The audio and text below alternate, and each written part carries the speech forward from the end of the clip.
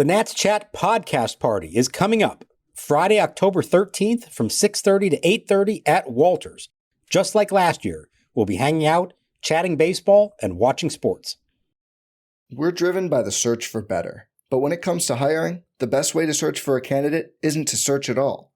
Don't search, match with Indeed. Indeed is your matching and hiring platform with over 350 million global monthly visitors, according to Indeed data, and a matching engine that helps you find quality candidates fast.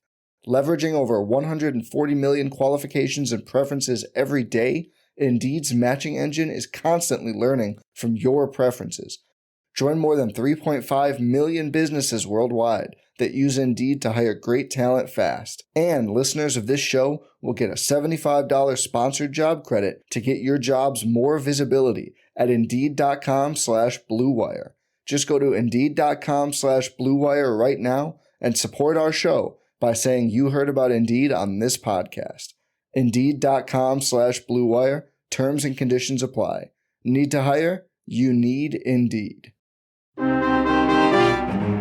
Outfield shaded around the other way towards left against Garcia. Strider delivers, swing, a ground ball deflected by Strider. It will go out into left center field. Meneses around third coming home. Garcia's on his way to second. He'll dive in there without a play as Michael Harris the second is just now up with the ball and lobbing it into second. Base hit for Garcia. An RBI, and the Nationals now lead 3-0. And Weems delivers. Swing and a long drive to center field. This is way back. Young looking up. It's going, and long gone. Goodbye. In dead center field, a monster of a 3-run homer for Marcell Ozuna.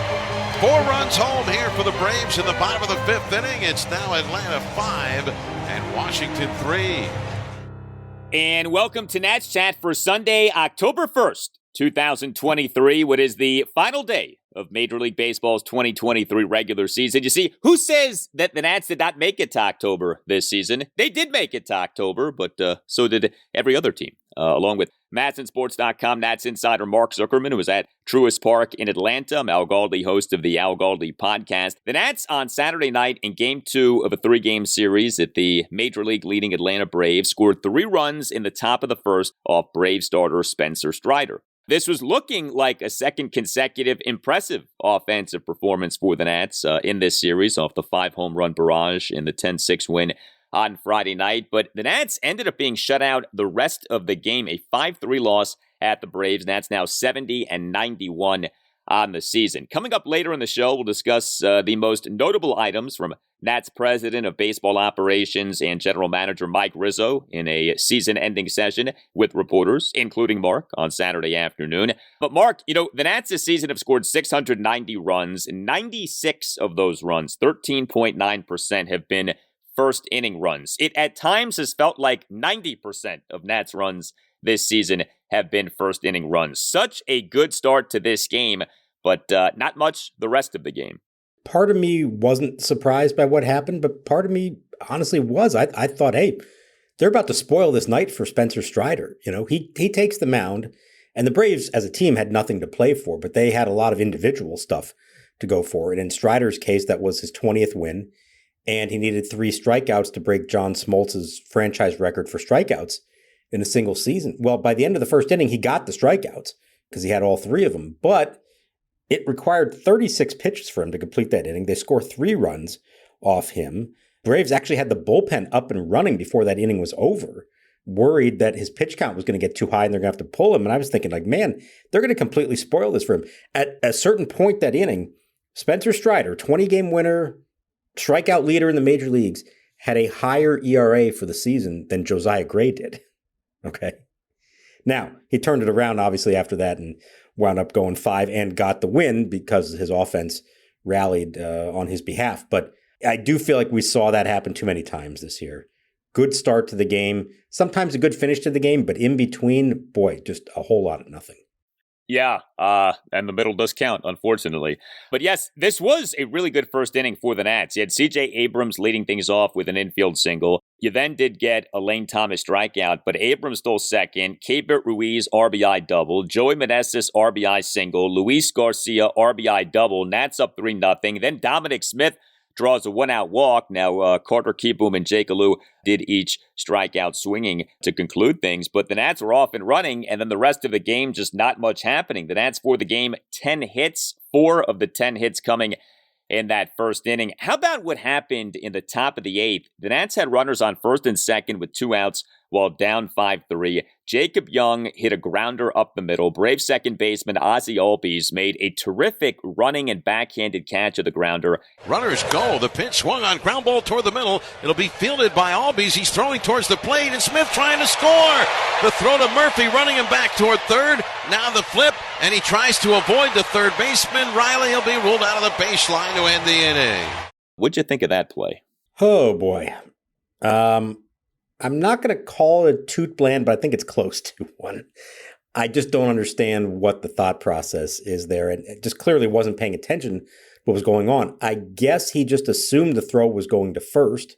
But even if it did, Dom Smith's not the most fleet of foot runner out there. And I think there was a chance he would have been thrown out at the plate, even had it gone 6-3-2 instead of straight up 6-2. So I'm not sure if that's on him, if it's on Gary DiSarcina. Whatever the case, it was ugly, and at a point in the game where that just wasn't worth the risk. If it's CJ Abrams, if it's Jacob Young, you say, okay, you might be able to pull that one off. But Dom Smith, he's got some strengths. That is not one of them, trying to score from second base on an infield single. Did DiSarcina wave Smith home? It was not easy to tell. I honestly am not sure. Never even expected the play to happen, so it caught me by surprise. And I just kind of looked down and was like, wait a minute, what just happened there? So I'm not 100% sure of that. Whether he did or not, it is a third base coach's responsibility to communicate to the runner what to do or what not to do there. So if he didn't wave him, he needed to be more vocal in telling him to stop, or at least anticipate that he might think about going, because, I mean, it's not even like, oh, well, that was a close play. Like, he had to slam on the brakes and get into a rundown. It was not even close to being a close play at any point.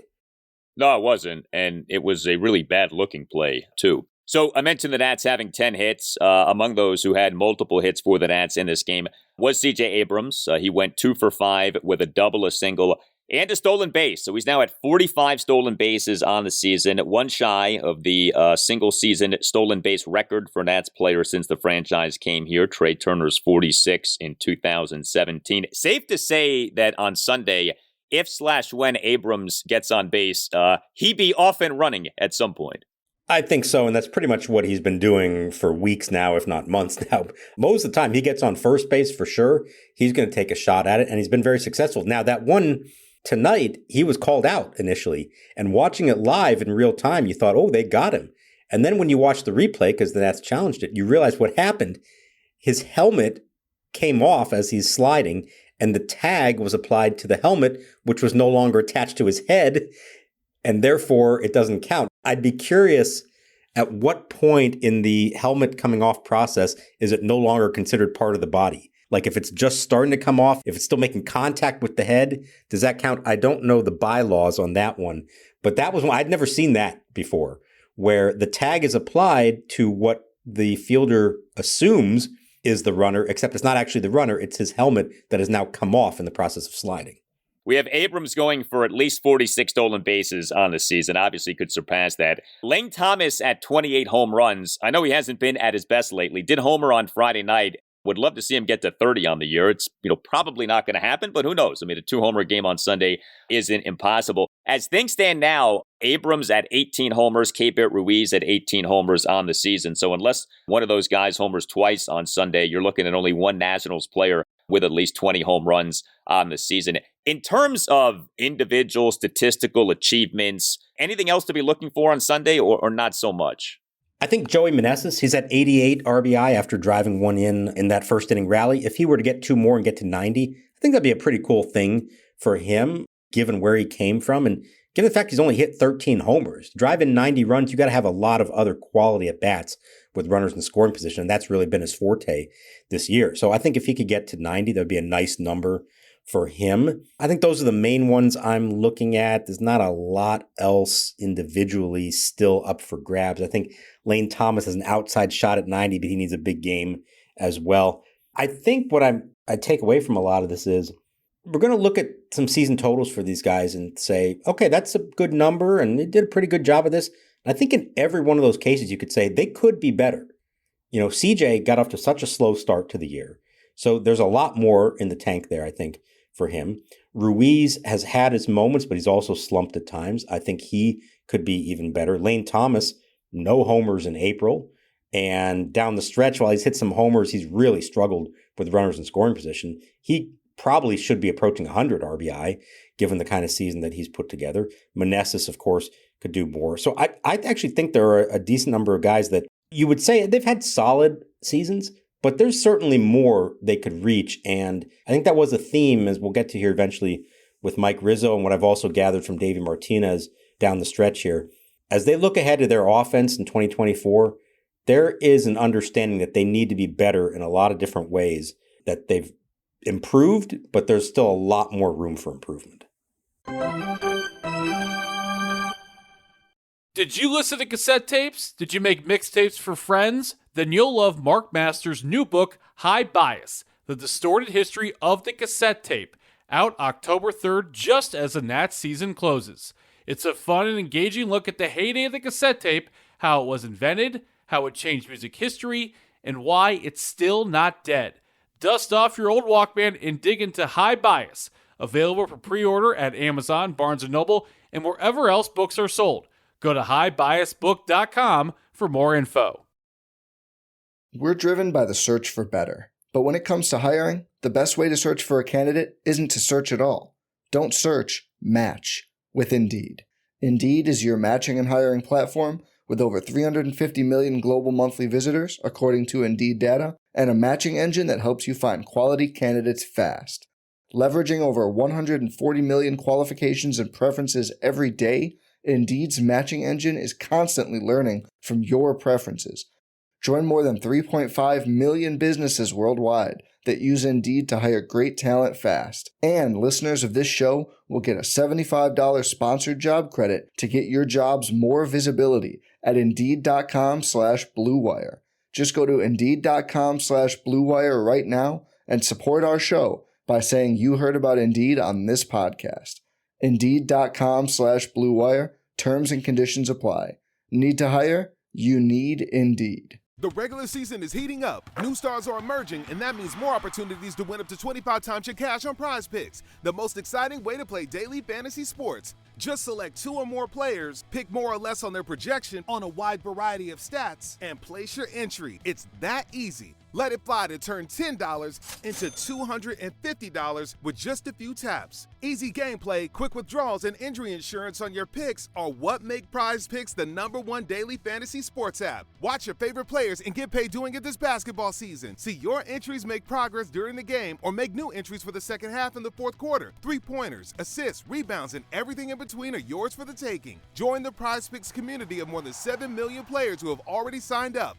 Right now, Prize Picks will match your first deposit of up to $100. Just download the Prize Picks app and use code GET100. That's code GET100 on Prize Picks for a first deposit match of up to $100. Prize Picks. Pick more, pick less. It's that easy.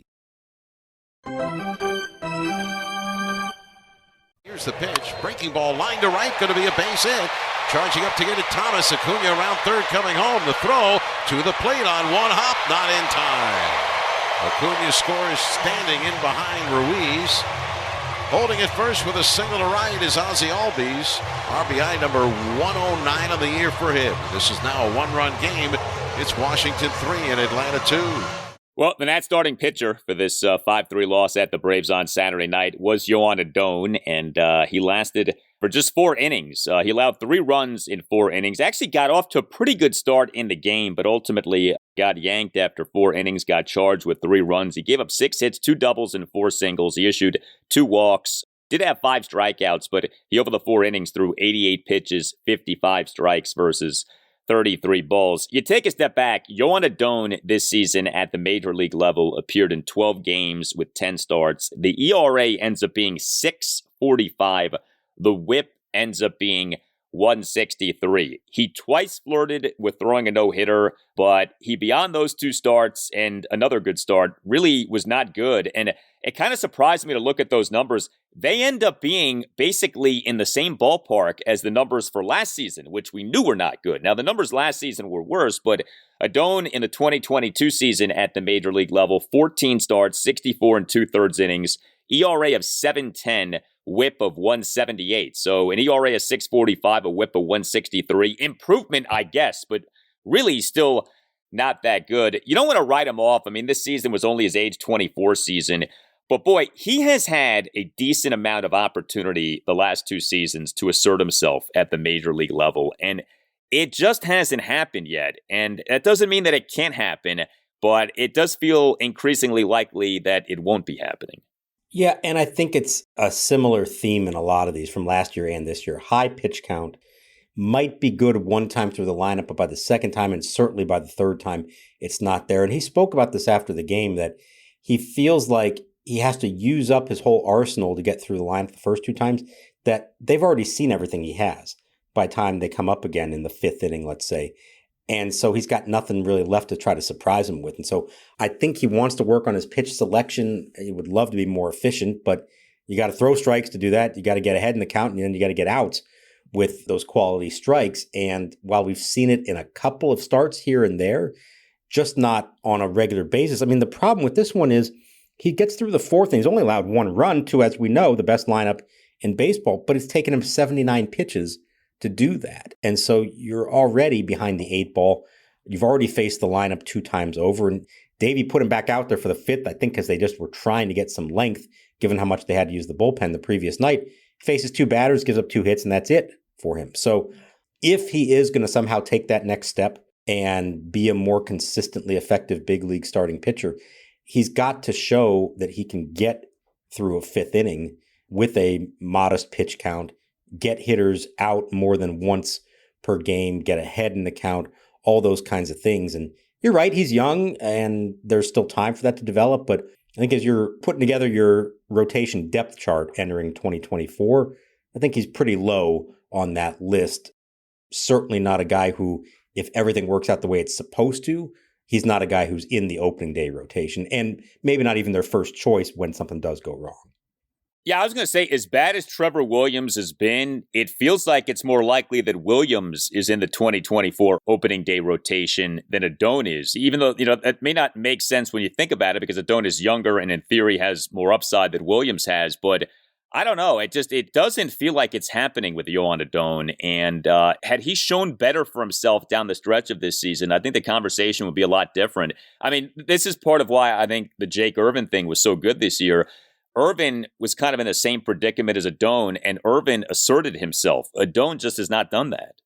Right. And remember, Irvin's first few starts, kind of shaky. He had one good one in San Francisco. Then they had him skip a start. They worked on some things, and he took off after that. And they were really pleased with that and saw from a rookie pitcher an ability to make adjustments. I think that's what they would love to see from Joan Adon. And he has not shown that ability yet to do that. So, yeah, I agree. I think, Irvin, Jackson Rutledge are ahead on the depth chart. And for better or worse, and some of that's the contract, of course, I think Trevor Williams has a better shot at being in the opening day rotation. And maybe even if he's not in the opening day rotation, as in the bullpen, I think they would probably turn to him if they needed another starter because somebody went down before they would go to Adon at this point, unless Adon has a great spring and really shows that he's become a different kind of pitcher. Would be awesome to see that. And as we've talked about with Adon too, he does not profile as someone who probably would be good as a reliever, at least as he is currently constituted. It feels like if Adon is going to hit, it's going to be as a starter. Otherwise, he's probably not going to make it in the majors just because he puts guys on base. And, if he's going to find himself, he's going to find himself as a starter. I don't know that he could do well as a reliever, although again, things can change. Well, speaking of relievers, Davey Martinez in the 10-6 win at the Braves on Friday night used 6 relievers. Davey in this 5-3 loss at the Braves on Saturday night used 5 relievers. Davey is sparing no bullpen arm in this final series of the season for the Nats. So 5 Nats relievers on Saturday night officially combined to allow 2 runs in 4 innings, although Jordan Weems, who has fallen off here lately, he and a Braves 4-run fifth gave up a 1-out, 3-run home run by Marcell Ozuna on a moonshot to center field for a 5-3 Braves lead. The homer went a projected 432 feet per Statcast. And if you're wondering what is meant by the phrase pimping a home run, just watch what Ozuna did upon hitting this home run. He did nothing, which is exactly what pimping a home run can be. He stood and admired the blast, and it was some blast, but boy, Ozuna barely moved at all upon making contact with that baseball. That home run, by the way, the Nats' major league worst 93rd relief pitching home run allowed this season, and that is worst in the majors by a good bit. It's not really close with the next worst team in the majors in terms of relief pitching home runs allowed this season. But also in this game, from a Nats bullpen perspective, was the season debut at the major league level of Tanner Rainey. The Nats on Friday afternoon announced that they had reinstated Rainey from the 60-day injured list, which he had been on since opening day, March 30th, off the Tommy John surgery that he underwent on August 3rd, 2022. Rainey on Saturday night, a scoreless bottom of the eighth, despite giving up an infield single and issuing a walk and a wild pitch. Included in that mix was an error by Carter Kieboom, who committed 2 errors in this game off us talking up his defense on the previous show. His defense has been better. He just did not have a great game on Saturday night. But for Rainey in this game, 18 pitches, 11 strikes versus 7 balls, average four-seam fastball velocity, 96.2 miles per hour per Statcast. What'd you make of the season debut here of Rainey? First of all, Carter Kieboom let me have it in the clubhouse after the game for complimenting him, because I had asked him after the game about how his defense is better, and he was not happy about that fact. And I guess he feels like I jinxed him. So he was good-natured, but yeah, that was unfortunate to see after how well he had played. Tanner Rainey, he was thrilled with the way it went. And he said, yeah, he would have preferred not to walk a batter and have a couple guys on base, of course, but he felt good. The fastball was up in velocity from where it was on rehab, and he thinks that was the adrenaline of being in the big leagues. He was 96 to 97.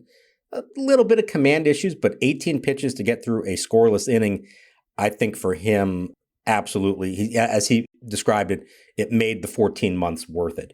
This is why, when there was all those questions about, is it worth it to bring him back just to pitch in one game at the end of the season? Yeah, this is why. This way, he has that moment. He can rejoice in the fact that he made it all the way back from the hardest surgery there is for a pitcher. And now he can go into the offseason feeling good about himself and focus on now being a real contributor next year. That's the plan. They want him to join Kyle Finnegan and Hunter Harvey and make for a pretty intimidating back-end trio of right-handers in their bullpen. Now, he's got a lot still to prove that he can hold up over, the kind of usage that they will need from him. It's not like this is a guy who was consistently a dominant reliever. He had his moments, but also at times could lose it, especially when it came to command. But this was a big step for him, a big night for him. He's not an emotional guy, but he was really pleased at how this all went. Essentially, best case scenario for him.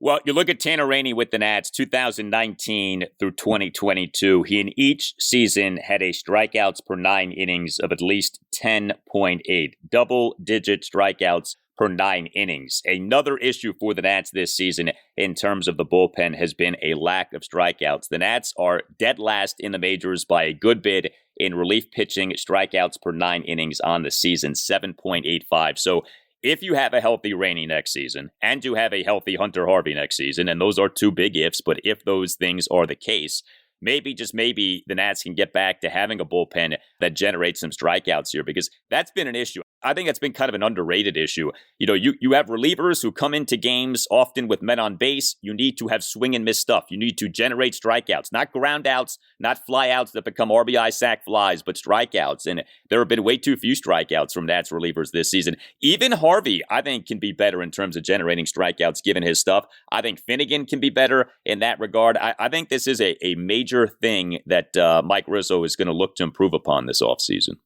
Yeah, I agree. I think it's important across the board they are better in that department, and Rainey can make a big difference. And what I loved about him in this first appearance, yeah, you focus on the fastball and what the velocity was, but his slider was sharp.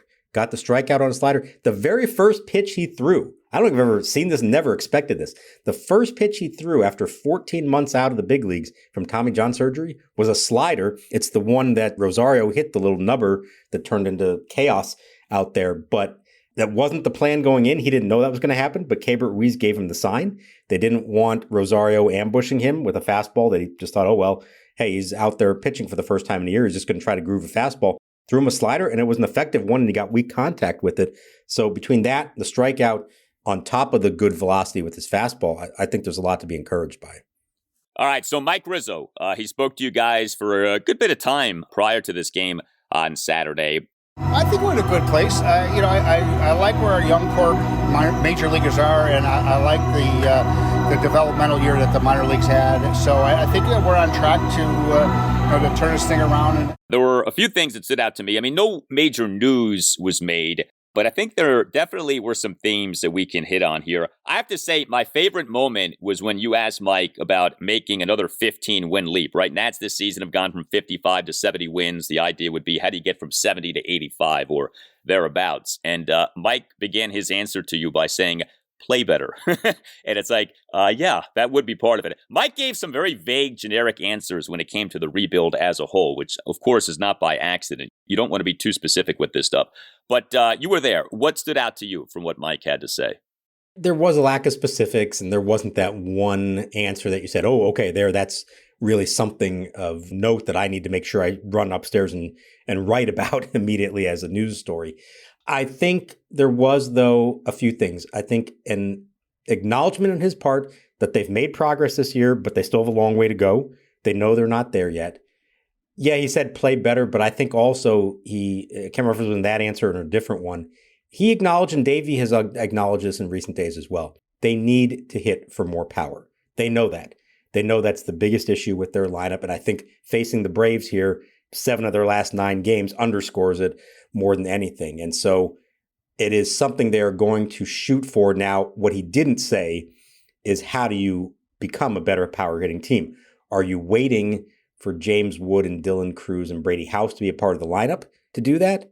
Or are you actually going to go out and acquire somebody who could be a big middle of the order bat? He didn't really reveal to us whether he thinks he's going to be in a position to spend big this winter in free agency, or whether we're talking about the 1-year stopgap Jamer Candelario, Dom Smith, Corey Dickerson kind of signings. My hunch is it's more likely to be that than it is a big signing. But we've seen him play his cards close to the vest before. And if ownership gives him the ability to go and do that, I think that would be their number one priority, to go find a legit middle of the order power bat that can drive in runs in bunches, but also allow others in this lineup to move into positions that they're better suited for, and not put so much on, say, a Joey Meneses to hit cleanup, when that's probably not who he should be at this point.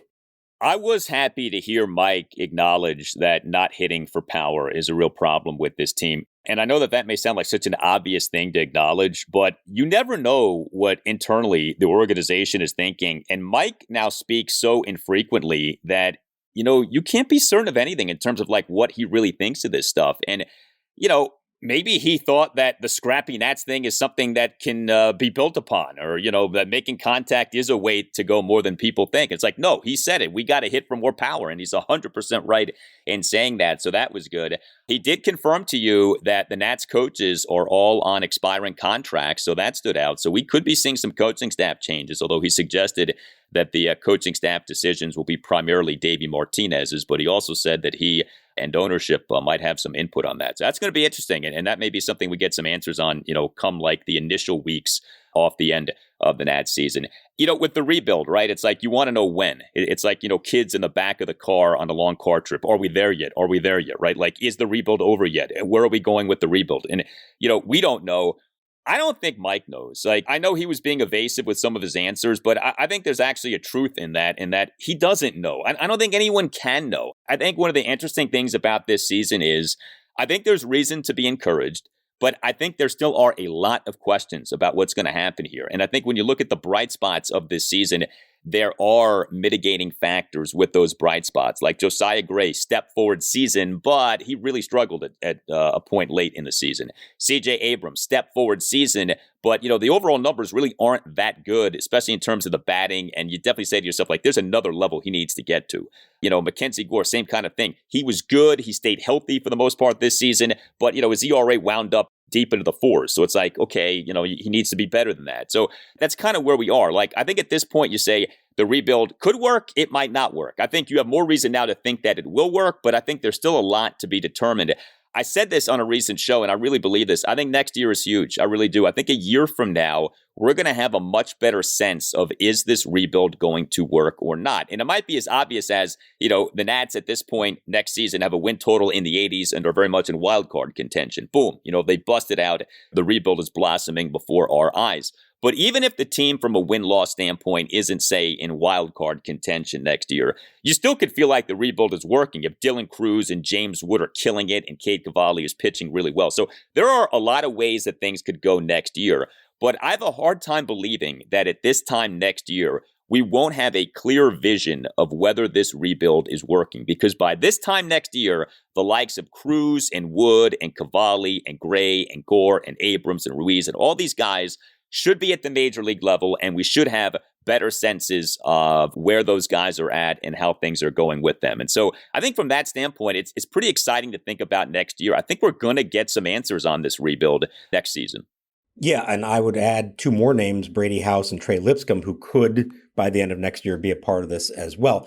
And I think all of that, what you just outlined there, is why, number one, Mike Rizzo genuinely doesn't know a timeline, or certainly isn't going to say it publicly yet, because so much depends on how all that comes together. But I think that's also, in my mind, why I think that they're probably not going to go spend big this winter. I think they want to wait and figure out, what do we have here? Who among these top prospects are legit? Who are going to step right in and be good big leaguers right away? They might be big league ready, but it may take them a while once they get here to be productive. So I think there's that. And I think there's a few different ways you can go. If you say, okay, we've got eventually the kind of funds to go spend on a couple big name players, well, where are you looking for that? Is it a power bat? Is it a starting pitcher? Is it a first baseman? Is it a third baseman? Is it an outfielder? There's different ways they could go about that. And I don't think they know yet, because they still don't know what they have internally, who's going to fill a lot of those spots. So I think, as frustrating as it may be for fans who want to see them start to get back in this thing and make the Jason Worth signing this winter that they made after 2010, my hunch is that they will wait a little while, because by this time next year, they should know what they have, what they don't have, and now how they can best try to fill their biggest needs. Yeah, I might be in the minority on this. I don't think they have to spend big this offseason. I think the prudent approach is to not spend big this offseason and to wait and see who develops and what happens. And I think the fans who equate spending big with getting good again, I think you're looking at it the wrong way, man. I don't think that that's the way to get good. I think so many of these free agent deals flop. And if you look at so many of the good teams out there, like, the foundation is the farm system. And let's see what comes of the farm system before we go out and determine what needs to be bought via free agency. And what's interesting too? More and more, these free agent classes are becoming less and less impressive, because more and more, the really good players are getting locked up via contract extensions. And so you look at these free agent classes now, and yes, there are some appealing players. I'm not saying they're all bad, but it's not like it was. And there's almost now a thing of, if a guy makes it to free agency, you sort of have to ask the question, how come he made it to free agency? How come he didn't get extended? Is that just because he didn't want to sign, or did his previous team kind of know something or see something to where that team decided not to extend the guy? And so I would be careful with this. And I do see this a lot. I'm sure you see it too on Twitter of the Nats, they don't spend. They need to spend more. It's like, stop equating that with getting good again. You get good via your own homegrown players. Free agency is not that path. And I don't think you have to be looking at that as the way to get good. The way they're going to get good is if these prospects pan out. And we still have a ways to go before we know the answer to that. I agree. And I think the way to look at it is, you give your homegrown guys the first shot at filling all these needs. And then once you know who is and who isn't part of that, then you spend whatever money you have to address whatever's left. Those are sort of the finishing touches of the whole equation. And I know it's different than the way they did it last time around. They went and signed Jason Worth coming off a season in which they lost 93 games. So kind of similar to what this year is, 2010 team. But I think that one was different in that they felt like they had to, for the first time, show the baseball world they were serious about spending money. They went into that offseason knowing, okay, there's about 4 prominent free agents out there. We got to sign one of them to show how serious we are. And so they went and got Jason Worth. And while he was a big part of what they then did, it really was more about the homegrown players and some other calculated moves they made in trades like Gio Gonzalez and some others. So I think as much as we want to compare this rebuild to the last one, it is different in that I think this time around, there are more potential homegrown stars than there were then. We don't know for sure if it's going to work out, but I think there's more potential. And there's a few more young guys already in the big leagues where I don't think they feel the need to go out and get somebody like that right now to like set a tone within the clubhouse that like, we need a proven winner to come in here and show us how it's done. I don't think they're in that spot. So my hunch would be go see what you've got in these young guys, and come the fall and then winter of 2024, you can now say, okay, yes, we need a first baseman. We need a starting pitcher, whatever that is. Then you go out and you fill that need directly, addressing it with free agency instead of just guessing what you think you might need. We don't know the budget that Mike Rizzo is going to be given from the learners, but we know that it's not going to be an unlimited budget. And honestly, I would be more of an advocate of using whatever money is allotted to try to sign an Abrams or a Gray to an extension, as opposed to spending on some veteran who's been around and, has mileage on his body. And I would rather see that, if you're going to spend money this offseason, that might be the way to go. Spend it on a CJ Abrams extension, spend it on a Josiah Gray extension, as opposed to some veteran who, you really don't know if he's going to end up working out or not. So it's going to be really interesting to see what can happen here. I mean, that is the wild card, right? Like, what is Mike Rizzo being told by Mark Lerner? What kind of money is Mike Rizzo going to have to play with here? And, of course, we have this ownership uncertainty that continues with the team. You can always email the show, natschatpodcast@gmail.com. Wanted to work this into the show. This is from Kurt Waters. Just got off the phone with Dwayne from Burke, Virginia, who is a Nats Chat superfan, as am I. He has to have major surgery, and he asked his doctor if the surgery could be postponed until October 15th because he doesn't want to miss the Nats Chat party. That is a loyal Nats Chat fan. Thank you for all you do, and see you at the party. Wow, that is some email, Kurt. Thank you for that. And a salute to Dwayne postponing major surgery to attend the Nats Chat party. That is something. I'm humbled by that. And Dwayne, you better make it there on October 13th. And you better still be in good shape and not ultimately allow that delay to cause any problems down the road. I hope that your doctors are on board with that plan, but we would love to see you on the 13th and wish you well in person for what you're about to go through. You know this. Tim knows this. We've seen this over the last now 3 years, how loyal this fan base is to the team. And you do start to see, I think, more enthusiasm right now than we've seen at the end of either of the last 2 years, certainly. There's a hunger among this fan base to say, okay, we've seen a glimpse now of maybe what they can be. We want to see more of it. And the hope would be a year from now at this time, we're really talking about a team that's on the cusp of doing something special. Yeah, I think if you're a Nats fan, you feel encouraged. I think you feel positive. I think you still have questions. I think you have to still have eyes wide open with a lot of this stuff here, but I think there's reason to feel better. A year ago, it was hard to feel really good about stuff, okay? Right now, I think it's okay to feel good about things again and feel better about things and be hopeful that a year from now, things will be even better. You tell us what you think. Hit us up on Twitter @Nats_chat. Email the show, natschatpodcast@gmail.com. You can find us at our website too, natschatpodcast.com. We just mentioned it, the second annual Nats Chat Podcast Party happening at Walters, the best sports bar in Washington, D.C., right by Nationals Park. The party taking place on Friday evening, October 13th, beginning at 6:30. All Nationals radio highlights on Nats Chat are courtesy of 106.7 The Fan. A thank you to Tim Newmark for the Nats Chat podcast music. Visit timnewmark.com. Nats Chat is on the radio Sunday mornings 11 to 12 on ESPN Richmond, which is 106.1 FM in the Richmond, Virginia area, and ESPNRichmond.com online. Next up for the Nats, their final game of the 2023 season, Game 3 of this three-game series at the Atlanta Braves, Sunday afternoon, a 3:10 first pitch. Jackson Rutledge will be the Nats starting pitcher. For Mark Zuckerman, I'm Al Galdi, and we'll talk to you next time on the Nats Chat Podcast. Now Tanner Rainey pitching for the first time in 2023, for the first time since July 10th of 22, returning from Tommy John surgery.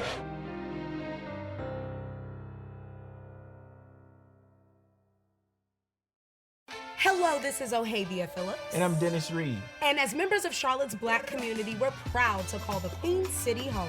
And with Charlotte Love Notes, we're sharing our love story and spotlighting the Black-owned businesses that make this city so special. That's right, the restaurants, shops, and more that we love and express the craft and culture of Charlotte's Black community. So head to charlottesgotalot.com to see our love notes and plan your trip. And show your love to the community that inspires us.